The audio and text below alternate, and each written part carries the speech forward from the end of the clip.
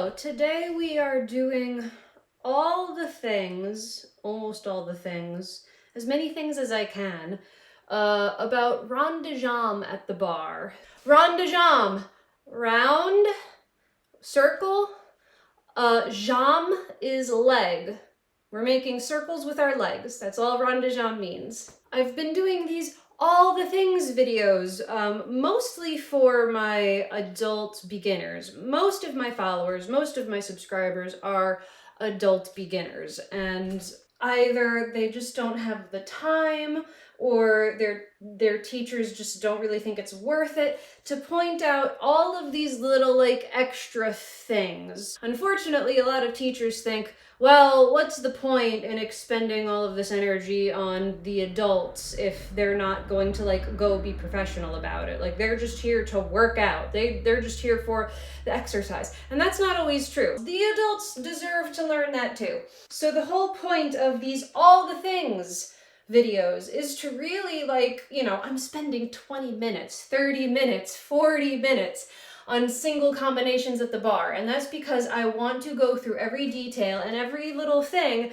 that I feel you should know if you want to execute it proficiently. So we've done pliés, we've done tendus in first, we've done tendus in fifth, we've done dégagés or jetés, and typically the next thing that you do at the bar is a rond de jambe combination. So a little disclaimer, and I kind of put this in all of my videos, I'm trained in the Vaganova method. All of my teachers and coaches have direct lineage to the Vaganova Academy or the Perm Ballet Academy.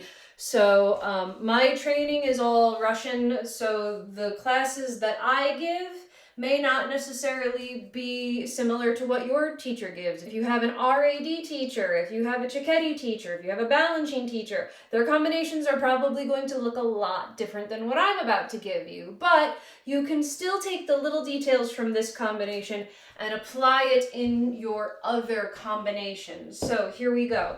Vaganova, this is a little thing that you don't see very often in your other classes that are not Vaganova. Vaganova rond de jambe combinations like to start from first position. Why would that be? Because when we start doing the actual rond de jambes, look, we're brushing through first position each time. It seems kind of silly to start a combination in fifth when the whole focus is practicing going through the first position. So we tend to start from first position. The preparation is almost always a plie, front, and the arm comes with you. Open side, the leg is to the side, the arm is to the side. And then you start your one. The accent is usually brushing through the first to the front when you're going en dehors. The music will have, counts. Hopefully the music is easy to hear and it's easy to hear the counts. 5, 6, 7, 8, and 1, and 2, and 3. Little other things to think about. You're generally looking past your hand. Head is just looking over your hand. Usually we have all of these rules about counterweight with the head and the leg in the other combinations like tendu, frappe, all of that stuff. You can't do it in rond de jambe. It would be too much. I mean, maybe there are some weirdo teachers out there that decide they want you to do that, but it's too much in a rond de jambe. So when you're doing your regular rond de jambes à terre just means on the floor, the word terre, like terrain, ground, earth, and any other quicker rond de jambes, the head pretty much just stays in one spot. So the most typical, the most standard rond de jambe combination will have some rond de jambes on the floor. Sometimes they'll add a plie in there. Sometimes they'll add the legs slightly in the air, 45 degrees. And then they build up from there. It starts with smaller and then they get bigger and bigger. So we're trying to warm up the hips. We're trying to wake up the legs. This is one of the first combinations where your legs really start going above 45 degrees or above 90 degrees. But also, believe it or not, rond de jambe combinations are meant to train your standing leg as well. It's preparing you for when you're in the center and you have to do things with this other leg that's in the air. So we're actually really focusing quite hard on this standing leg being really solid and really not movable. I did make a rond de jambe video years ago, just kind of explaining like what's going on in the combination, and I did mention that it's meant to train the standing leg. But back then, I was not yet diagnosed as hypermobile. So despite me telling everybody, you're supposed to keep your standing leg still, I was still wobbling around on my standing leg. So for a video like that, do as I say, not as I do. We're always working on that strength of the standing leg, like even from the beginning when we do tendus. We never want to have to shift the hips. We never want to pitch, because when we start to pitch backwards, we lose that engagement of our glutes. We never want to feel like we are rocking forward on that standing leg, because that puts stress on the front of the knee. You start doing this rolling and twisting habit, that's not safe. And also, looking from flat, you don't want to have to shift this way, side to side. I see this a lot, especially in students that are hypermobile. They think they want to stretch and just sit into the back of their knees, and then every time they come to do a rond de jambe, they gotta like move this leg out of the way so that their knee can come through. And it's really the opposite feeling. You have to be so lifted on that standing leg that you're almost above this other leg. You're almost taller, so that this leg can just kind of slide right through without any disruption to the standing leg or the standing hip, right? Because you never want to do these things where you're sitting on your bones, just like resting on your joints. You never want to be relaxed on the standing side. You never want to be relaxed anywhere. So you always have to have that very lifted feeling, like you want to put air in between your joints. And rond de jambe just happens to be one of the combinations where that gets exaggerated, because we're demanding a lot of our body, staying very solid on one leg while moving the other leg in circles, asking the hips not to do the hula hooping thing. So this is one of those combinations where it becomes very apparent. There is a lot of things happening in rond de jambe, and I'm going to do my best to explain all of the things. So I think the first thing I'm going to do is just do a combination. I'm just going to make up a rond de jambe combination. I will do it with music, then do it again without music, explaining every single little thing I'm thinking about while I'm doing it.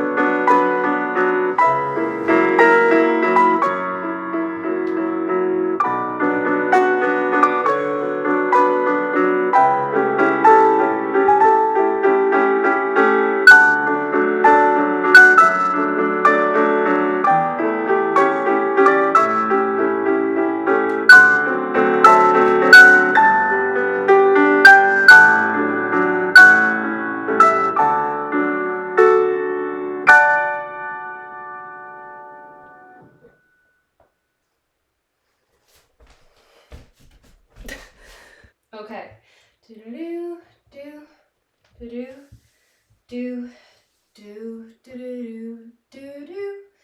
And one, straight legs, pointy toes. This standing leg is not moving. Now with plie especially, this thigh, let me turn a little bit. This is a moment to check your turnout. This thigh, this plie, should stay exactly as you started. It should not move as you do your slow rond de jambe in the plie. So it's really making sure you're anchored and locked in your rotators, stable and controlled. That's one of the reasons why it's also slow. You can do them with the foot slightly off the floor, but for the sake of just warming up slowly, I did this first one on the floor. So we had our 1, 2, see how we coordinate the arm? Similar to our preparation. Arm opens to second when the leg is to the side, and then the arm stays. Then I straightened up. I did 3 fast, extra lifting up from the standing leg because we don't want this happening. We also never want you dragging the front of your foot, dragging your big toe on the floor. And we also don't want the foot slipping into parallel. It's as if you're coming in from a tendu and want to finish in first position, but you have to continue going. So we don't want to roll and bend the knee. We also don't want the knee to turn in, right? We have to keep this nice arabesque, this nice first position, and this nice tendu to the front. Rond de jambe is basically tendus on the floor, and then it's the feeling of tendu, straight length and pointed toe in the air. This is why I say tendu is the most important movement of ballet. So we do those 3 fast. 1, 2, 3, and then I had one in the air. I don't think I used the arm for this one, but you certainly can. The only thing is you can have the arm in first, have the arm in second, but you rarely bring it behind you unless the leg is doing some big arabesque and you bring it behind you to like an allongé, or you go around to do like a full port de bras with the arm. For this stuff, on the floor, it's either first, second, or third when we did the big grand rond de jambe on there. I'll talk about that later. So the 3 fast, up, very lifted, very light, it has nothing to do with the standing leg. And then 45 degrees off the floor, front, side. Again, try not to make any changes. You should not be going here, here. Oh, there's my kitty. Momo! Knew I wouldn't get anything done today, right? So here, when the leg is in the air, extra, extra, extra. You have to feel like you're almost getting longer in the front so that you don't do this. Having the leg in the air makes this more of a challenge, but it will also make it more exaggerated if you're making a mistake. So if you ever have the mirror to the side of you in a ballet class and you can see your inside thigh in the mirror as you're doing this, watch, make sure that doesn't happen, right? You want to keep this almost exactly as how you started. So we did our 3, we did our front, side, back.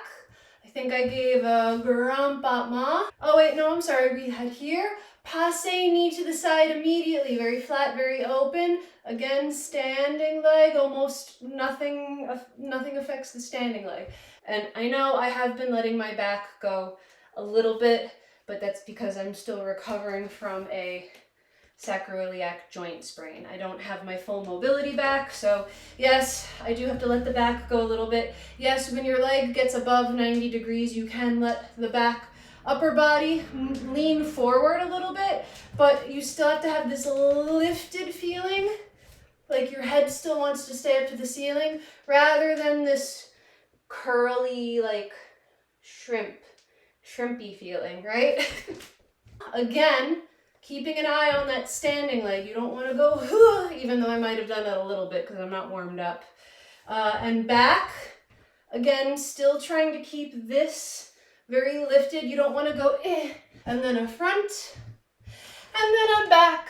And I chose to stay in this little attitude before doing a grand rond de jambe en l'air. It's also called a grand rond jeté, because a lot of people have this habit of over crossing their attitude. They wind up before doing their grand rond de jambe en l'air, and that's not allowed. You cannot. Your leg cannot cross this invisible line, this invisible wall that goes through the center of your body. Neither can your arms. That's not a position.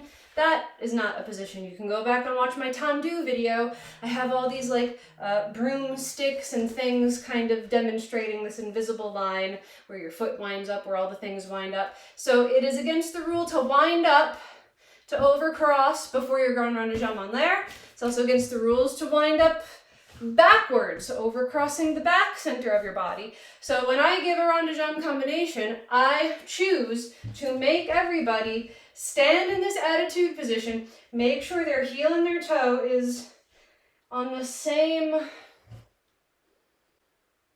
plane, I don't know what you call it, as the center of their body. It's not passing this invisible wall that is coming out from the center of your body. I make them sit there and think about it, and then it should kind of feel like the foot starts the movement. This is the most bent your leg is allowed to be. This is also the shortest your leg is allowed to be, this starting point. You kick, it grows higher and higher and higher, straighter and straighter and straighter. The highest point is very slightly behind the shoulder, and then it comes back down. And then we do this little tendu with a port-de-bras. This is kind of just our preparation, our little breathing point before we reverse the whole thing. Now reversing, same rules, going through a nice first position as you would do a tendu, not moving the standing leg. 1, 2, using the arm. You see how everything opens, arrives, coordinates at the same time? I love this. I love how the arm is closed in first position. It opens and arrives at the same time the leg does. It's just like, who thought of this? Brilliant. I love rond de jambe. Ba, ba, ba. Oh, and on that one you can use the head. It's slow. It's not doing too much. So we had our 1, 2, head, kind of looking into the palm. See, we're making this long diagonal line. We're coming out, and then we complete this diagonal line with the counterbalance with the head and the foot up. 3 fast, keep the head still, keep the standing leg still. Remember to complete your rond de jambe. Please complete it. Please finish all the way to the front, in front of the belly button. A lot of people get overwhelmed with the speed of a fast rond de jambe, and they don't complete it. They kind of stop somewhere around here. Like, make the full C shape, or I guess backwards C shape in this case, if it's the right foot. Don't just stop halfway through. Complete it. 3 fast. 1, 2, 3. In the air. Pinky toe inside of the thigh, back of the knee and heel, reaching forward as soon as you can. Don't wait until you're here and it's comfortable to then turn out. You already have to be trying to turn out from the time you're back there. Already trying to turn out. A little higher, heel reaching forward to get to that passe sooner. Standing leg stays strong, arm stays strong for your grand battement. Brushing through the first position, no different. Grand battement, and like I said, I want you to feel that attitude. Don't let yourself overcross. Don't make your hips uneven. That will make things much harder. And remember, this is the shortest and lowest your leg is allowed to be. When you do a grand rond de jambe en l'air, from back to front, you kick, longer, longer, longer, more turn out, more turn out. Highest point is slightly in front of the shoulder now. You finish with a nice tendu. So these grand rond de jambe en l'air, or grand rond jetés, it's a rainbow, right? It's an arc. It's not a slice to the side like a grand battement. You really have to make a whole circle. Like your best friend is standing right here and their head is at your shoulder and you don't want to kick them. You have to get your foot over your friend's head, because if you go straight to the side, you're going to decapitate your friend. And here, close fifth, or you could close fourth, or some teachers don't even give this long port-de-bras part. I don't know if this is just a Russian thing, but we always incorporate this long port-de-bras and a lunge and a penché and usually some kind of balance. We always have that at the end of our rond de jambe combination. So it's pretty typical to have the grand port-de-bras going forward to the bar, back, open, and then reverse. Because I have this stupid curtain, this stupid air unit here, I cannot go all the way to the side. I can't do the full side-to-side port-de-bras because I punch the air unit. So maybe I can stand a little farther away from the bar or just angle away from the wall. So all this port-de-bras does is combine the traditional forward and backwards port-de-bras that you should start already be doing from your plie combinations, and it incorporates the side-to-side port-de-bras that you also see in your plie combinations. If you've done a regular port-de-bras forward and port-de-bras backwards, and you've done your standard port-de-bras to the bar, port-de-bras away from the bar, all this is putting those port-de-bras together. We call it a circular port-de-bras. We always say, oh, draw a circle, and I guess you are kind of drawing a circle, a big circle, like with your head, with your upper body. But you can also think of it as the 3 points port-de-bras, because you have to show the forward port-de-bras, the side port-de-bras to the bar, and the back port-de-bras. And then when you reverse it, you have to go back to the bar and forward. So assuming you already know the basic rules of a forward, backward, side to side, I'm just going to give you a couple little tips to think about when we're doing the big circle. So forward, head to the side as if you're looking at your hand. Shoulders even. You want to feel like you're hinging in half. You want to feel like you're folding in half like a book. So you have to keep your back as flat as you can for as long as you can, and then at the very end, you can relax the neck. It is a stretch, it is a hamstring stretch. If your hamstrings are tight, and I see this a lot with younger kids that don't have flexibility in their hamstrings yet, they curl immediately. They curl the back. They become a shrimp. They look like a little old lady. And I'm like, stop it. You're not that old yet. Straight back. So you have to fight that urge to curl. You have to fight that urge to bring your shoulders forward. It's not about your shoulders going forward. Your shoulders stay open and even. If you don't have the flexibility in your hamstrings yet, and this is as far as you can go, fine. I'd rather see your flat, long, extended back than this. Okay, I don't know this. This is not a ballet thing. We don't know her. So you keep your back flat for as long as you can. And again, the same thing that we were working on our standing leg, not hinging backwards, we also have to make sure that doesn't happen in our port-de-bras. So we can't sit on the backs of our feet and we can't let our seat go backwards. It's as if we have a wall right behind our butt and we cannot push back into that wall. It will go a little bit, like it has to. It will go a little bit, otherwise you'll fall forward. But you have to fight it. Port-de-bras is not about sticking the butt out. It's not about losing this engagement. You still have to keep your glutes together. You still have to feel your rotators really fighting. You still have to feel very lifted up in the front of your legs. So it's about the upper body reaching forward, growing longer, and then at the end, can relax the neck. Now, as we stand up, we should just bring the arm to first position so that we can go to the bar. As I said, I'm going to bump into this curtain, so I'm going to do it facing you. The arm is just going from first to third, from here to above the head. It is not making a lasso. It is not crossing the center of the body. Too many people do forward all nice and then they do wah, wah, wah, wah, wah. It's not ballet. Lift this up a little bit so you can see my arm. First, hand goes right above the head. The only thing that makes it look like it's doing something special is the fact that we are bending to the side now. This is the side port-de-bras. You should have learned that when we do port-de-bras side to side, we do not cross our arm over our head. This is not a ballet position. right on top of the head, cannot cross that invisible line through the center of the body. So we have the forward, the first position, the third position while we're bending to the bar, and when we go backwards, it is still just in third position. The shoulders are even. We are not twisting the shoulders. The shoulders are still even. They are still perpendicular to the bar. Hand is still right above the head. You are in a third position, going exactly backwards, bending from the upper back, just like when you do forward and backwards. We're going backwards, and the only thing that makes this look special is when we rise up, we bring the arm to second position. It's just going from third to second. We are not doing this.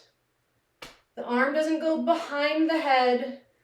It doesn't go through somewhere, something. It goes from third to second. The only reason it looks like it's doing something fancy is because the upper body is bending from third to second, from third to second. Those same rules when you reverse. So we show, I don't know why I'm standing in first position, but I'm talking about the arms. Same thing when we reverse. Show the arm in first position.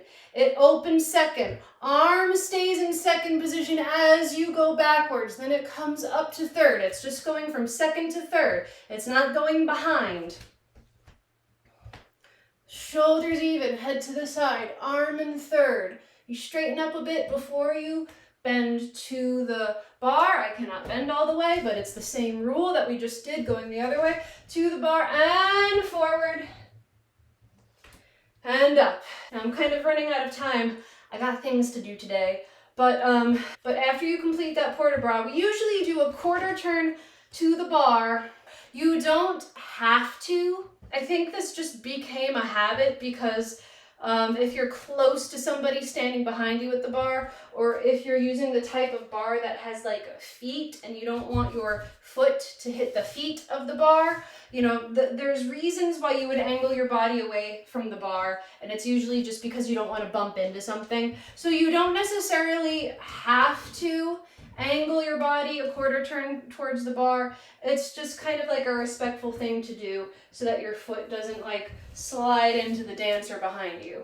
Whether or not you choose to turn your body, couple of little things, couple of little known facts, common mistakes that I see. You use your coup de pied and then you open. Actually, believe it or not, arm in second position, allongé. A lot of people do this. It's not to the front, it's to the side when you do your lunge. So we lunge, and I have a new, I have a new blister on my big toe from a new pair of point shoes, so I'm going to demonstrate on the other side. Only the tip of your big toe should be touching the floor, and this back leg should really be almost weightless, because it's really your standing butt, glute. It's all of this. It's taking most of the weight. So I don't want to see a flat foot. I don't want to see a turned in foot or a crunched foot, right? It should really just be the tip of your big toe and no weight in this back leg. A little bit of weight, but like no crunchy toes, right? It should be a long straight ankle, a long straight big toe turned out, and all of the weight is in the front leg. And you are making a diagonal line with a flat back from your head to your toe. So we don't do this. We don't do this, right? Your head, your back, and your leg that is going behind you is like a plank. They are even, they go down at the same level, and they come up. This back bend, this back port de bras, again, shoulders are even, focusing on lifting up in the standing leg. We don't want to sit. We don't want to sit in the bones. We don't want to let the knee roll forward. It's all about up, up, up, reaching back, shoulders even, head to the side. Pick this up with you.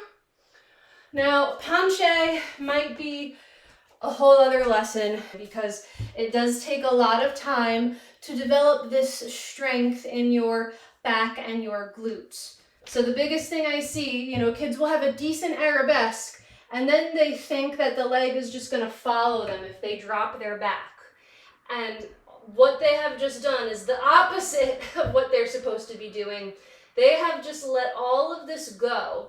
They have let all of these muscles soften, thinking that gravity is going to do the work and bring their leg up, but it's not. It is even more engagement. You can practice doing an arabesque with your chest against a wall. Lift up the leg, and you should not have to lean forward to do it, right? It's all glutes, glutes, glutes, back, back, back, and it's more of that. You have to lock that in place. Leg going up, leg going up. It's locking all of those back and glute muscles, and it's the act of squeezing it and bringing that leg up that pushes your upper body forward, not the dropping of the upper body to bring up the leg. So like I said, that might be a lesson for another time, but you complete your penché, and then you do your attitude balance. Some teachers will give a different balance. Some teachers might totally skip it.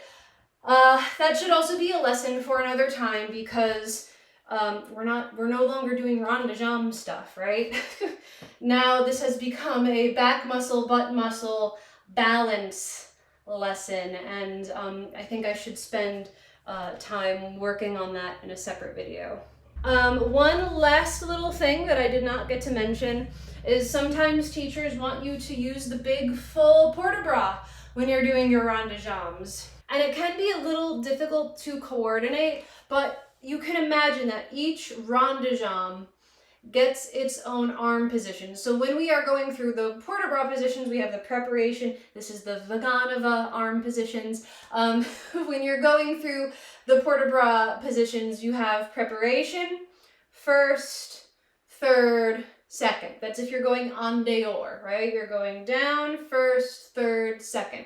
If you're reversing it, you have to go third, first, preparation, back to second again. So if you ever have to do rond de jambes where you're coordinating the arm, you just think about going through all of those positions one at a time. You can't be a robot about it, because then it will look weird, but you just have to be mindful. Okay, the preparation, the first, the third. You have to make them smooth. That one has my third. That one has my first. Preparation, back to second. That one has my preparation. That one has my first. That one has my third, and back to second, right? It's nothing fancy. The only reason it looks fancy is because you're doing two things at the same time. It's a little bit like the patting the head and the rubbing the belly thing. So just, your legs can pretty much figure out what to do. It's really about being careful with the arms. Okay, like I said, I got other things to do. This video is coming up on 40 minutes, but that's what you came here for, because I'm good at making very, very long videos that talk about one single thing. So here we go, rond de jambes. I hope this helps you in your future classes. I will see you next time. Stay salty.